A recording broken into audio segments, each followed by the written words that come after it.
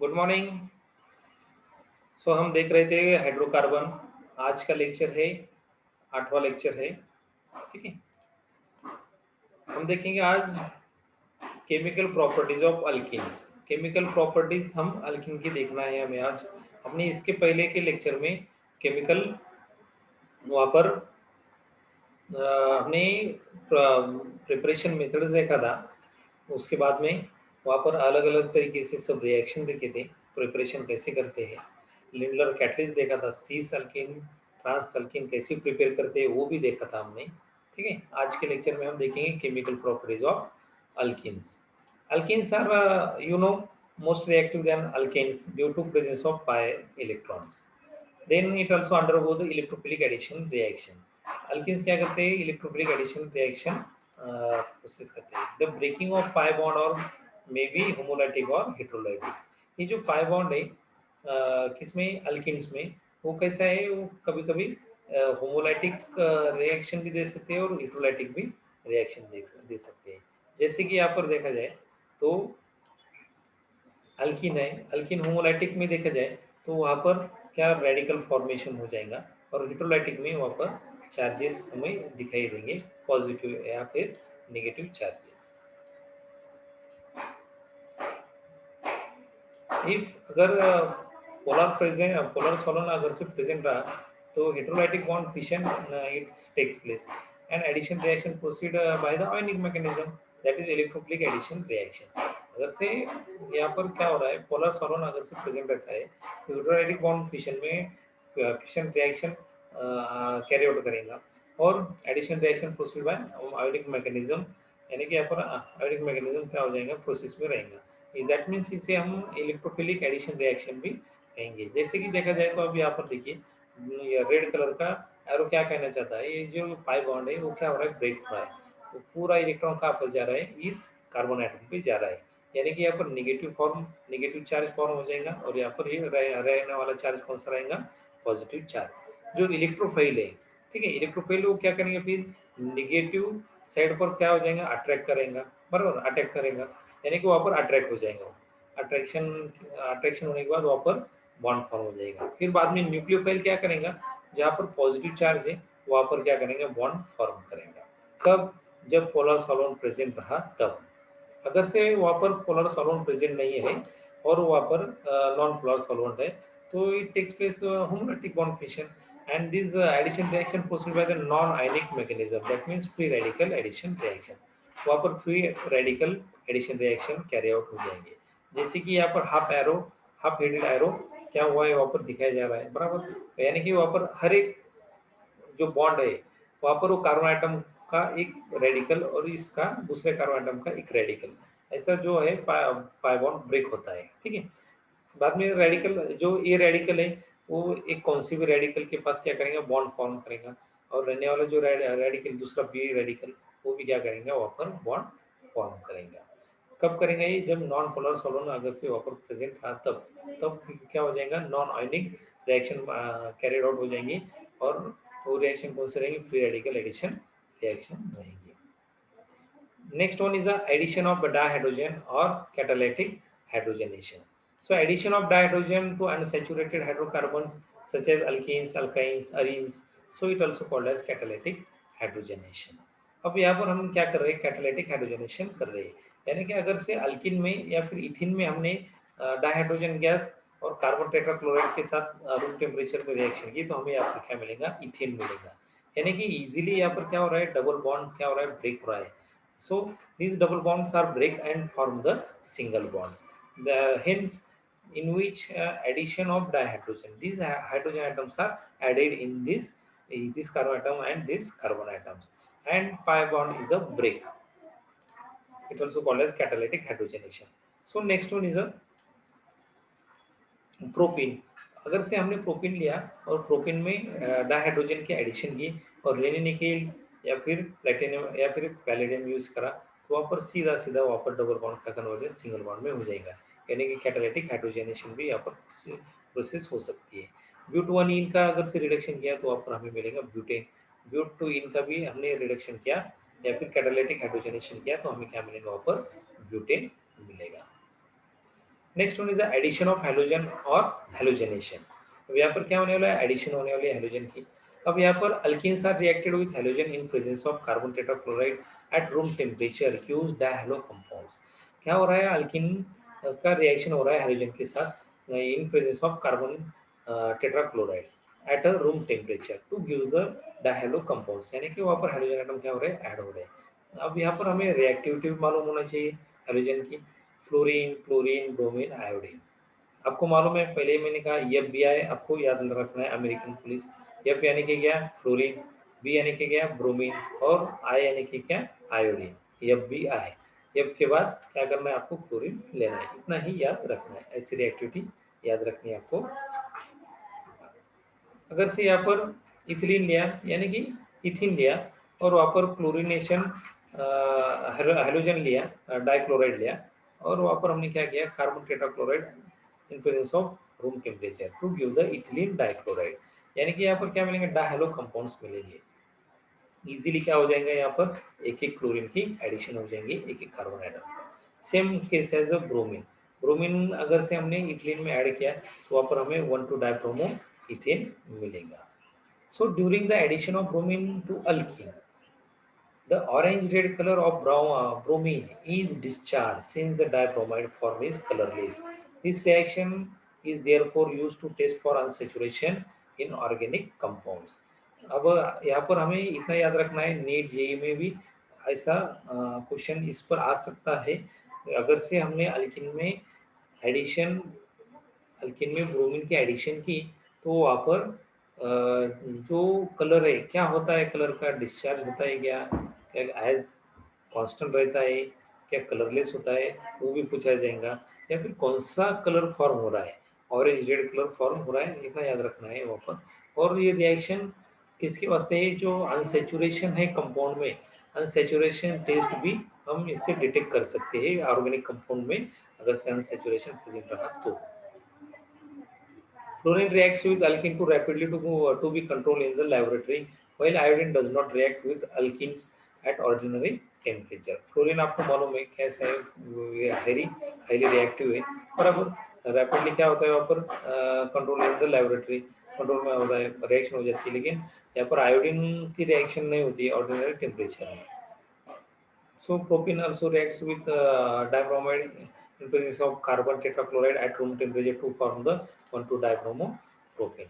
Same as the 2-butene, butene का भी अगर से हमने क्लोरीनेशन किया या फिर एडिशन ऑफ क्लोरीन किया तो हमें वहाँ पर 2,3-डाइक्लोरो ब्यूटेन इजीली प्रिपेयर करेंगे हम। एडिशन ऑफ हाइड्रोजन हलाइड्स या फिर इसे हाइड्रोहेलोजनेशन भी कहते हैं। यहाँ पर हमें क्या करना है, एडिशन करना है। Alkene reacts with hydrogen halides such as HCl, HBr, HI to form the monohalo alkenes called as alkyl halides। अब यहाँ पर आपको मालूम है अल्किन, बराबर हमें क्या कर रहे हैं, हाइड्रोजन हलाइड्स यहाँ पर एडिशन कर रहे हैं, तो हमें क्या मिलेगा वहाँ पर, अल्किल हलाइड्स मिलेगा। जैसे कि रिएक्शन में दिखाया जाए, दिख रहा है HX वहाँ पर ऐड हो रहा है। Then actual product form however depends upon whether alkene is symmetrical or unsymmetrical, यानी कि एक्चुअल प्रोडक्ट जो फॉर्म हो रहा है वो किस पर डिपेंड है, सिमेट्रिकल और अनसिमेट्रिकल अल्कीन पर डिपेंड है। फर्स्ट देखेंगे हम addition to symmetrical alkene. When the alkene is symmetrical only one product is a theoretical possible, यानी कि जो अल्कीन जो है सिमेट्रिकल, वहाँ पर only one product form theoretically possible है। For example ethene reacts with hydrobromic acid to give the bromoethane. Then butene reacts with hydrochloric acid to give the 2-chlorobutane. Okay, यानी कि यहाँ पर क्या हो रहा है, एडिशन सिमेट्रिकल अल्कीन है, सेम है, बराबर बोथ साइड्स आर सेम, कार पे भी तुम एडिशन कर सकते हो। एडिशन होने के बाद वहाँ पर हमें क्या मिलेगा, ओनली वन प्रोडक्ट वहाँ पर थ्योरेटिकली पॉसिबल है। The addition of halogens addition of halogen halides to alkenes is also electrophilic addition reaction and occurs in following two steps. Electrophilic addition reaction में कैरिड आउट होती है ये reaction. जैसे कि देखा जाए अब इसके टू स्टेप्स है। एच सबसे पहले वहाँ पर आयनाइजेशन हो जाएगा, एच का एक H+ और Br- में क्या हो जाएगा, डिसोसिएशन हो जाएगा, आयनाइजेशन आयन्स फॉर्म हो जाएंगे वहाँ पर। सेकंड स्टेप में क्या हो जाएगा, CH2 CH2 बराबर। इसमें का क्या हो जाएगा, नेगेटिव जो चार्ज जिस पर रहेगा वो क्या करेंगे, पॉजिटिव चार्ज की तरफ अट्रैक्ट हो जाएगा, वो क्या हो जाएंगे स्लो स्टेप, यानी कि वहाँ पर क्या हो रहा है, एडिशन हो रही है। तो क्या मिलेगा हमें यहाँ पर, इथिल कार्बोकैटायन मिलेगा CH2 plus CH3। Second step में क्या मिलेगा, Br माइनस। अब जो Br माइनस है, ठीक है, बचा हुआ वो कहाँ पे अट्रैक्ट हो जाएगा, पॉजिटिव चार्ज की तरफ अट्रैक्ट हो जाएगा, यानी कि यहाँ पर न्यूक्लियोफिलिक अटैक हुआ हो जाएगा। यानी कि रिएक्शन कैसे रहेंगे, फास्ट रहेंगी, इतनी फास्ट रहेंगी कि वो वहाँ पर बहुत फास्टली रैपिडली रिएक्शन प्रोसीड हो जाएंगे। तो हमें यहाँ पर क्या मिलेगा, ब्रोमो इथेन मिलेगा। Then addition to unsymmetrical alkenes. अब हमने देखा था सिमेट्रिकल अल्कीन के साथ एडिशन किया था, अब देखेंगे हम अनसिमेट्रिकल, यानी कि सेम ऐसे जो अल्कीन है वो सेम नहीं है, वो देखेंगे। When an alkyne is unsymmetrical, two products are theoretical possible for example the addition of HBr to propene in the dark and in absence of peroxide, यानी कि यहाँ पर अनसिमेट्रिकल अल्कीन अगर से आप यूज करते हो तो वहाँ पर two products are easily formed in this reaction. So it also has been found under this condition major product is a 2-bromopropane. Okay, then see the reaction. Propane also reacts with hydrobromic acid in presence of dark or absence of peroxide to give the 2-bromopropane and 1-bromopropane. So in which 2-bromopropane is a major product and 1-bromopropane is a minor product due to its reactivity. ऐसा क्यों, यहाँ पर उसकी reactivity भी तो हमें मालूम होना चाहिए। हमें तो मालूम होना ही होना है, क्योंकि हमें रिएक्टिविटी मालूम है, टर्शियरी, सेकेंडरी और प्राइमरी। बट इसका और एक रूल है, Markovnikov rule. It is a Russian chemist, जो मार्कोनिकोव जो है वो रशियन केमिस्ट है। It also studied the large number of such addition reactions and empirical rule in 1869 which known as Markovnikov rules. अब वो मार्कोनिकोव रूल्स क्या है, यहाँ पर देखिए। When addition of unsymmetrical reagents to unsymmetrical alkenes, the negative part of reagent get attached to the carbon atoms which carry lesser number of hydrogen atoms. याद याद रखिए, क्या कहता है मार्कोनिकॉव रूल। मार्कोनिकॉव रूल ऐसा कहता है जो अनसिमेट्रिकल रिएजेंट है, बराबर, जो सिमेट्रिकल नहीं है, जो अनसिमेट्रिकल है, बराबर, यानी कि EHBr ये सिमेट्रिकल है क्या, Br2 रहते तो वो सिमेट्रिकल होते थे, यहाँ पर क्या है EHBr, ये क्या है, अनसिमेट्रिकल रिएजेंट है।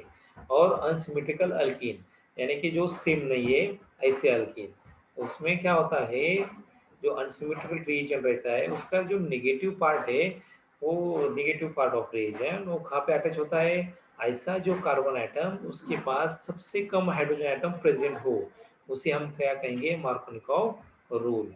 अब यहाँ पर क्या हुआ है, अब वो reaction in which using the Markovnikov rule, so these are two carbon atoms in between the carbon carbon double bonds. Okay, these are CH2 is a terminal, okay, it having the two hydrogen atoms, and these second carbon atoms having the only one hydrogen atoms. That means it also carry forward the Markovnikov rules. So in which negative part, this Br minus is negative part goes to the lesser number of carbon atoms, that means CH, and taking second number of carbon atoms directly attached to this Br minus. Okay, then it gives the 2-bromopropane is a major product according to the Markovnikov rules.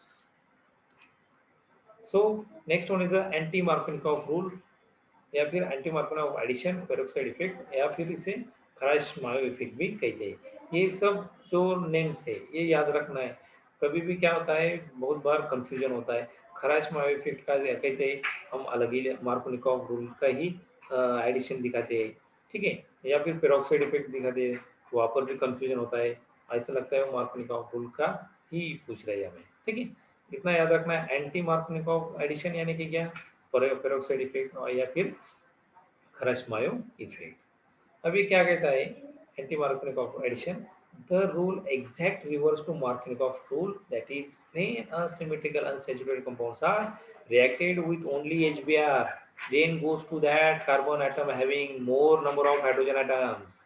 That means क्या कहना है इनका, Markovnikov rule क्या कहता है, वहां पर laser number of hydrogen atom के बाद laser number of carbon atom के पास वहां पर नेगेटिव पार्ट क्या होने वाला है, अटैच होने वाला है। बट एंटी मार्कोनिकॉफ रूल या फिर पेरोक्साइड इफेक्ट या फिर खराश इफेक्ट क्या कहता है, ऐसा जो अनसिमेट्रिकल अनसेचुरेटेड कंपाउंड वहां पर ओनली HBr रिएक्ट होने वाला है, और वहां पर जो कार्बन एटम है उसके पास सबसे ज्यादा हाइड्रोजन एटम प्रेजेंट है, उसके पास ही निगेटिव पार्ट क्या हो जाएगा, वहां पर अटैच हो जाएगा। इसे हम क्या कहेंगे, एंटी मार्कोनिकॉफ रूल कहेंगे। फॉर एग्जांपल देखिए प्रोपिन। अब प्रोपिन में देखा जाए तो यहाँ पर CH2 जो है वहाँ पर 2 हाइड्रोजन एटम है और यहाँ पर 1 हाइड्रोजन एटम है, यानी कि more number of hydrogen atoms goes to the negative part, यानी कि वहाँ पर मेजर प्रोडक्ट कौन सा रहेगा, 1 ब्रोमो प्रोपेन रहेगा। और यहाँ पर क्या यूज करने वाला है, सिर्फ हम HBr यूज करने वाले हैं और बेंजोइल पेरोक्साइड यूज करने वाले हैं। अभी सेकंड एग्जांपल देखिए 2 मिथाइल प्रोप 1 इन। अब यहाँ पर ज्यादा से ज्यादा हाइड्रोजन एटम कहाँ पर है, यहाँ पर है टर्मिनल CH2 के पास। सेकंड कार्बन एटम के पास है क्या, नहीं, यानी कि Br की एडिशन कहाँ पे होना चाहिए, ये CH2 के पास ही होना चाहिए, बराबर। यहाँ पर देखिए CH2 के पास ही उसकी क्या हुई है, एडिशन हुई है। क्या फॉर्म फिर हमें क्या मिला, 1 ब्रोमो 2 मिथाइल प्रोपेन, यहाँ पर हमें प्रोडक्ट मिला by the anti Markovnikov addition, peroxide effect और Kharasch Mayo effect. Okay guys, thank you. Like, share and subscribe.